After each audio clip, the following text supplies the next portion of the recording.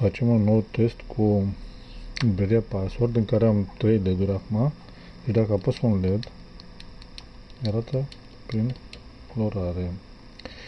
Aici șterg numărătoarea 1, 2, 3, 4, ca așa e, și steluță. E verde, deci am acces. Acum apar 1, 2, 3, 5. Opa, roșu, am greșit.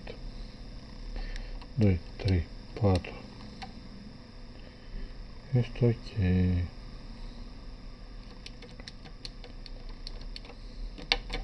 Greșit. Ce să păcălesc? 1, 5, 2, 5, 3, 5, 4. Greșit.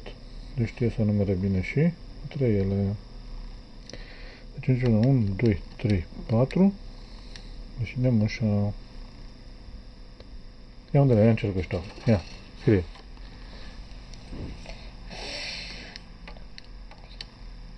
Și steluța. Bun. Și acum așteaptă. Ia zi, 1, 2, 3. 2, 3, 6. Și steluța. Am greșit. De ce să-și deschide ușa? Și nu s-a mai deschis ușa.